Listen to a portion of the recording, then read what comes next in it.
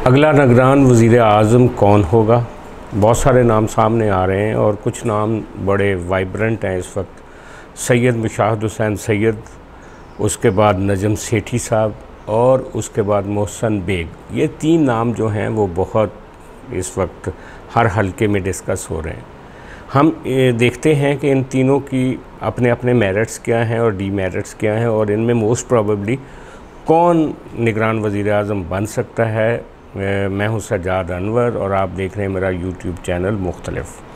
तो बात करते हैं अगले निगरान वज़ीर आज़म के बारे में। अगरचे निगरान वज़ीर आज़म जो होता है वो 2-3 महीने के लिए एक ट्रांजिटरी ओहदा है, लेकिन इस वक्त ख़ास पर्सपेक्टिव में जब पाकिस्तान के मारूज़ी हालात बहुत ज़्यादा उसमें पुरस्रारियत है, PTI इमरान ख़ान का फ्यूचर क्या होगा, PDM के धड़ों के अंदर दुबई में क्या हो रहा है, क्या खिचड़ी पक रही है, इन सारे, और फिर हमारी एस्टैब्लिशमेंट जो है वो एक डिसाइसिव रोल पे है। जैसे DGISPR की आपने पिछले दिनों प्रेस कॉन्फ्रेंसेस, एक पहले प्रेस कॉन्फ्रेंस थी फिर बाद में देखी, और उससे पहले जो फार्मेशन कमांडर्स की मीटिंग हुई, उससे ये लगता है कि जो फ़ौज है वो काफ़ी हद तक इस वक्त हसास है पाकिस्तान के पॉलिटिकल मैटर्स में।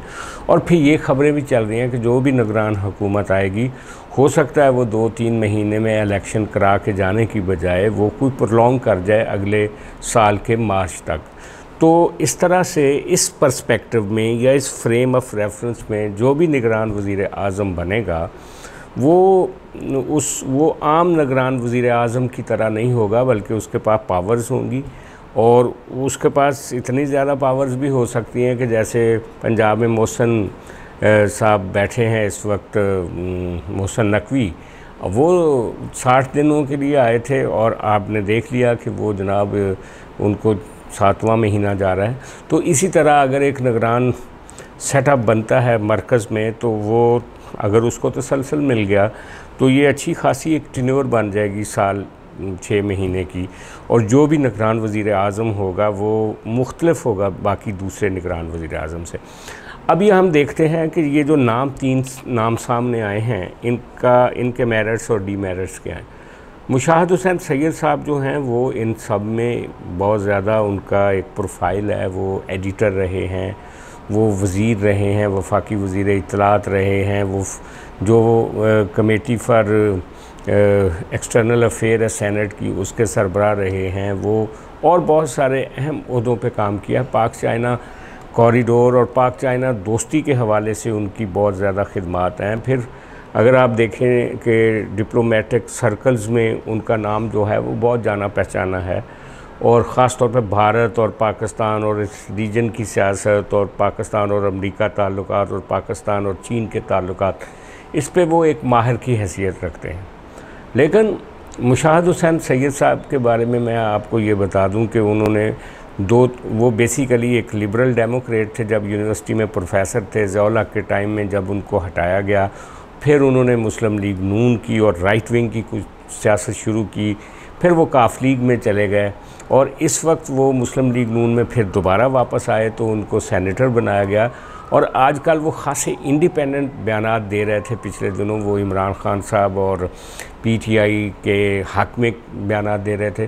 तो मुझे नहीं लगता कि अपने साबिक़ा बयानात की वजह से खा वो इस्टेब्लिशमेंट जो पुरानी इस्टेब्लिशमेंट थी उसके काफ़ी करीब रहे हैं, लेकिन उनका ये जो डीमेरिट है कि वो इमरान ख़ान के सपोर्टर थे और PTI की और बहुत सारी चीज़ों को वो सपोर्ट कर रहे थे पिछले 3-4 महीने में, कि उनको इस ओहदे के लिए चुना जाएगा मुझे नहीं लगता। दूसरे नजम सेठी साहब की बैकग्राउंड ये है कि वो माने जाने हुए एक बहुत बड़े पाकिस्तान के जर्नलिस्ट हैं। वो इंटरनेशनली नोन एक उनकी शख्सियत है। IMF, वर्ल्ड बैंक और वाशिंगटन, न्यूयॉर्क और पाकिस्तान के जो डिप्लोमेटिक सर्कल्स हैं उन सब में उनकी एक ख़ास पहचान है। वो लिबरल डेमोक्रेट, एक सेकुलर जहन के आदमी हैं। लेकिन उनका भी यही कुछ मामला रहा पिछले कुछ अरसे से कि उनको सबसे पहले पंजाब में 2018 के इलेक्शन से पहले अपना पाकिस्तान पीपल्स पार्टी की तरफ से 2013 के इलेक्शन में पीपल्स पार्टी ने उनका नाम नॉमिनेट किया मोहसिन नकवी साहब की तरह एक वज़ीर आला पंजाब के तौर पे। लेकिन नजम सेठी साहब जो थे, उन्होंने जब अपनी ग्राउंड देखी और मामला देखे तो उनको ये अंदाज़ा हुआ कि पीपल्स पार्टी ने उनको नॉमिनेट तो ज़रूर कर दिया है, लेकिन असल पावर जो पंजाब की है वो तो मुस्लिम लीग नून है।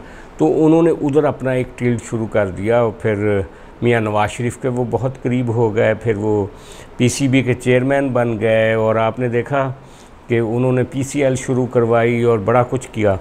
और फिर उनके एनालिसिस हों, तज्ज़िये हों, हर चीज़ में मुस्लिम लीग नून ऊपर होती थी और पीपल्स पार्टी को वो भूल गए थे। यही वजह है कि इस वक्त जब कोलिशन गवर्नमेंट बनी है तो वो पीसीबी के चेयरमैन के तौर पे उनका जब नाम दोबारा नामज़द किया जा रहा था तो पीपल्स पार्टी रास्ते में आ गई और उन्होंने उनकी विकेट उड़ा दी और अब ज़का अशरफ साहब पीसीबी के चेयरमैन बनने जा रहे हैं।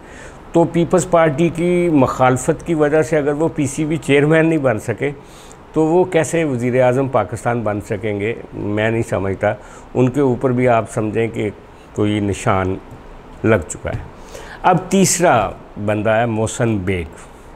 मोहसिन बेग साहब वो शख्सियत हैं जो इमरान खान साहब ने अपने इक़्तिदार के आखिरी दिनों में जिनको बहुत ज़्यादा इंतकाम का निशाना बनाया। उससे पहले मोहसिन बेग साहब इमरान खान प्रोजेक्ट बनाने वालों के बिल्कुल शाना बशाना काम कर रहे थे, इमरान खान साहब के एडवाइज़र भी थे, सारा कुछ था। लेकिन फिर क्या हुआ कि उनके फासले बढ़े इमरान खान साहब से और फिर अल्टीमेटली उनके घर छापा मारा FIA ने और उनको उठाकर वो ले गए। तो उनकी ज़ाती दुश्मनी टाइप है इमरान खान साहब से। और कहा यह जा रहा है कि chief of army staff general Asim साहब के साथ उनके ज़ाती मुरासम है।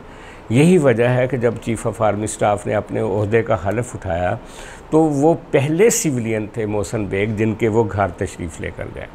इसी तरह मोहसिन नकवी के बारे में भी कहा जाता है कि जब उनका नाम नॉमिनेट किया गया एज ए CM तो चूँकि वो चीफ़ ऑफ आर्मी स्टाफ के फैमिली और उनको जानने वालों में से थे और वो नोन टू उनके साथ उनकी एक जान पहचान बहुत अच्छी थी कि वो उम्रे पे उनको साथ लेकर गए थे, तो उनको उनके नाम पे टिक लग गया था।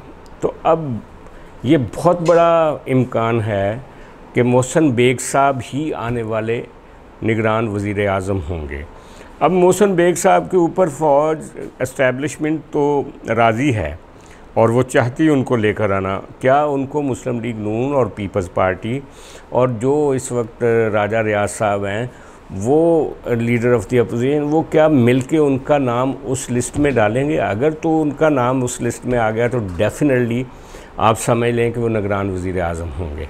और अगर ये पॉलिटिकल पार्टियां उनका नाम ना उन्होंने डाला तो फिर उनकी किस्मत। लेकिन मैं ये समझता हूँ कि इस वक्त इन PDM जो है वो एस्टेब्लिशमेंट की बात मानेगी और उनके कहने पे ये नाम डाल दिया जाएगा और फाइनली यही निगरान वज़ीर आज़म होंगे। तो आज की अगर गुफ्तगू आपको अच्छी लगी है तो हमारा चैनल ज़रूर सब्सक्राइब करें और अपने दोस्तों के साथ शेयर करें। आप सबको ईद मुबारक। बहुत मेहरबानी, बहुत शुक्रिया।